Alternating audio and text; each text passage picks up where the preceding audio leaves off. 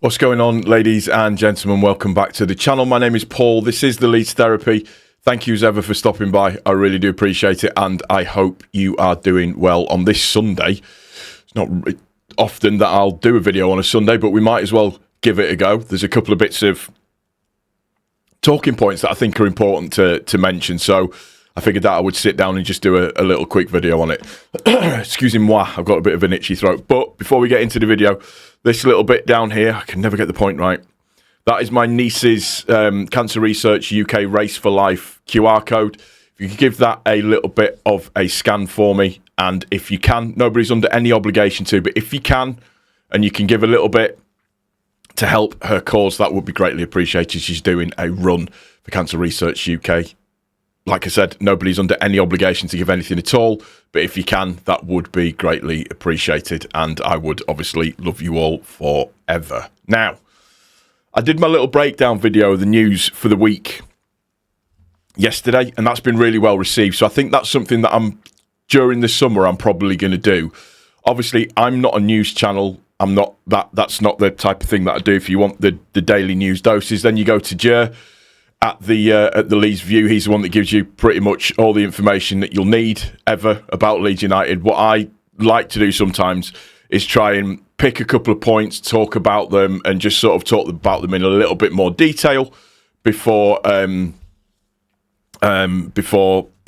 don't even know what before is, to be honest with you. I was trying to be really clever, and that's backfired on me, which is an unusual thing for me when I try to be clever with my words. But I generally just try to put it together into bite-sized chunks, something that's manageable for everybody just to listen to, and just, like I say, get a little bit of information out there, and just try and give you as much content as possible and vary the content a little bit. But like I said, it's been really well received, so thank you for that. I genuinely do appreciate it, and I mean that from the bottom of my heart. It's nice when you try to do something a little bit different and it's well received. I've got another idea coming up as well, which I think you might enjoy, which will try and be... I'm going to go for Monday's video, I think. So, in today's video, sorry, it's taking me a little while to get to the point of today's video, but in today's video, there's two things that I wanted to touch on. One of them specifically from Parag's interview. There's a couple of things actually from Parag's interview that I wanted to touch on and just give my thoughts on. But in the first instance, a little bit of an update, if you like, with regards to Ampadu's new contract and just some further details on it, which I think is important to highlight. Baron Cross put out some information yesterday, just off of the back of, I say yesterday, was it yesterday? Might have been Friday. Just off of the back of Ethan signing his new contract with this new 4-year deal, signing until 2030. But it was quite interesting to see that in terms of the negotiations themselves, there were higher placed Premier League clubs that have actually made inquiries, that they were braced. Leeds were braced for imminent bids. So it looks like they were under no illusion that there were going to be bigger clubs that were going to be coming in and making bids. And we all know from the rumour mill side of stuff that was potentially going to be Aston Villa that were looking at him. Whether or not that's true, we don't 100% know, but it gives a bit of an idea as to where he was in terms of what his ability was and where people saw him from other teams in the league. The talks for him actually as well began in early 2026. So even before the season, our Premier season in the Premier League had ended, we'd already started talks with him, which for me is a really, really positive sign from a recruitment side of things about not letting stuff get to a certain point where it makes it really difficult and you take away the power that you potentially have from your negotiating position. I think I'm going to go out on a limb, and hopefully the club are learning lessons from things like Melier, those types of things, and being able to move players on and not having the ability to move players on at the same time as well. What has really, really impressed Ampadu is the future for Leeds United. He's really keen to see the stadium go through, what that means for the club, and for him to be at the forefront and a part of that. And one of the biggest things for me about all of this as well is that there is no relegation clause in his contract, which is absolutely key for me. That is massive. Now, don't get me wrong.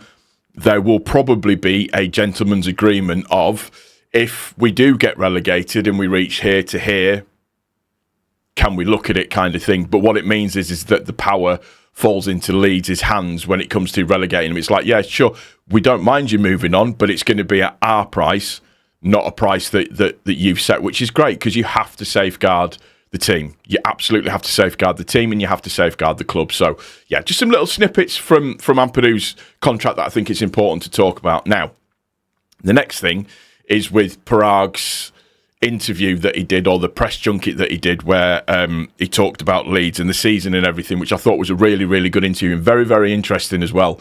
And one of the things that was brought up in the interview was about Farke's comments and ambition, where he gave a bit of a press conference where he basically said in a roundabout way, I don't just want to sit around in, like third and the third area of the table. I want to be moving up. I want to be progressing. I want to be this, that, and the other. And in a roundabout way, kind of saying we need to improve. You've got to back me. I'm ambitious. We've got to do this. And it was interesting because Parag's sort of response to it, and I'll read it verbatim as to what he actually said.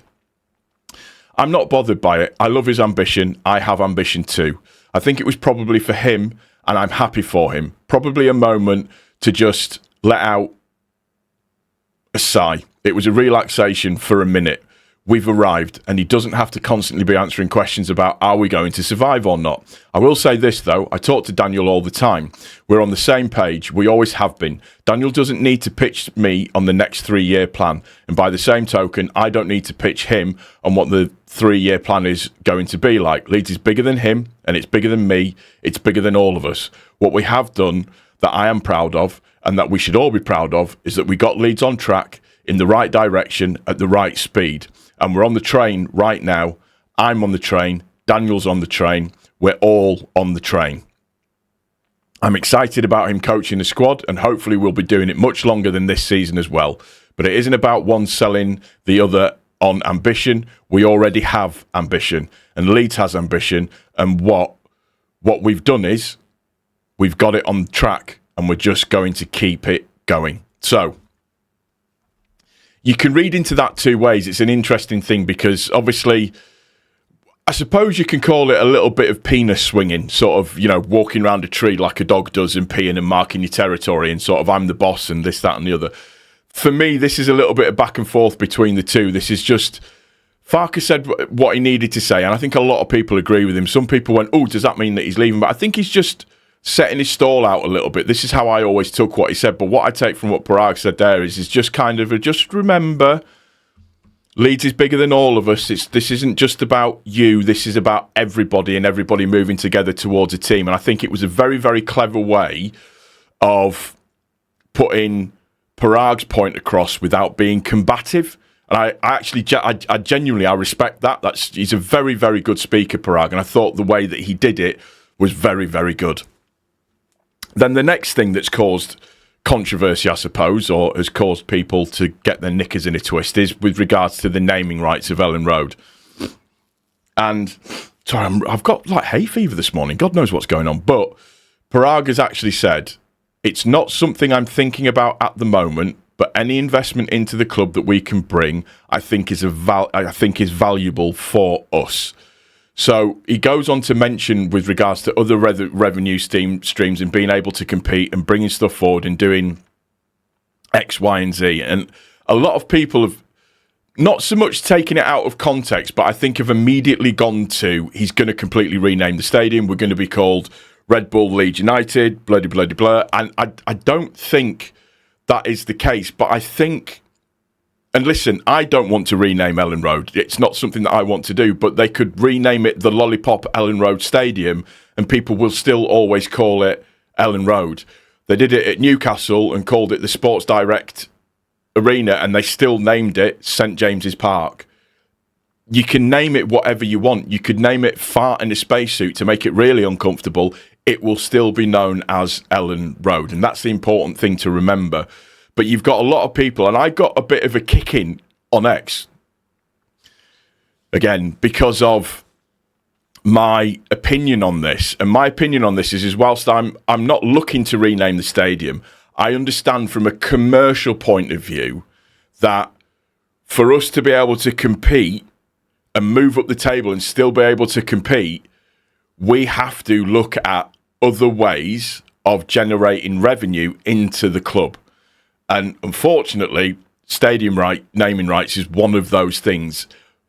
I'm not saying that we have to accept it, and I'm not saying that people's feelings on this are invalid, because they are valid. Of course they are. That's Elland Road. That's our stadium. It's Elland Road, the only place for us. It's our home. But when you look at it, somebody made a point, or I tried to make a point about it and I got called a cuck, which was quite funny. But I was simply pointing out the financial differences between clubs that have got a sustained period within the Premier League. And I did a little bit of an experiment on this, and I was looking at a club maybe of a similar sort of size to us, or maybe just a little bit bigger, and what their turnover has been for the last sort of like 20 years. Leeds' turnover, if anybody that's interested, for the last 20 years has been about 1.4 billion. I looked at Aston Villa. Aston Villa's turnover, and again, this is basing on a team that has been in the same league as us, being in the Champo, not been down to League One, obviously, but being in the Champo with us. Aston Villa's turnover over the last 20 years has been around roughly about £2.5 billion.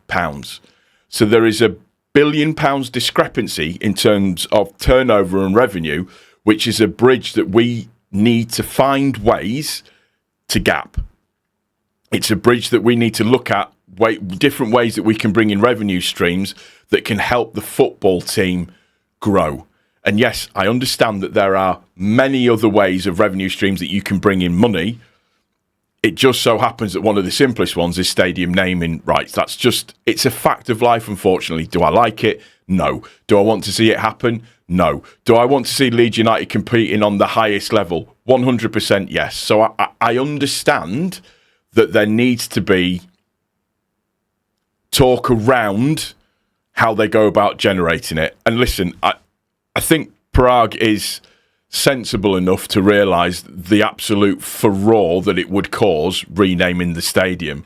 But what I've seen is people run with it and automatically assume that that is what's going to happen.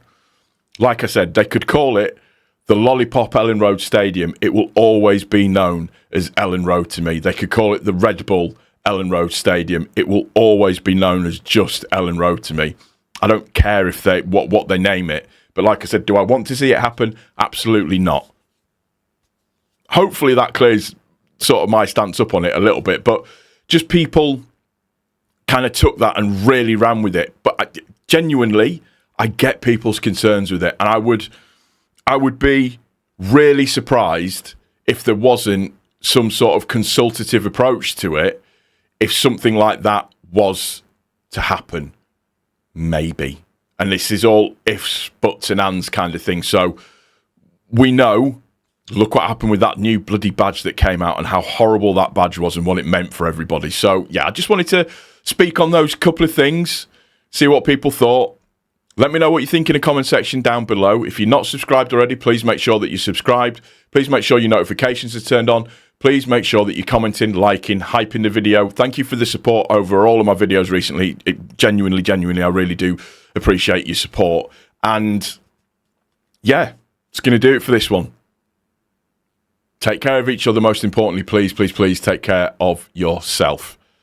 Thank you so much for your time. I really do appreciate it. I'll see you on the next one, guys. Take it easy. Cheers.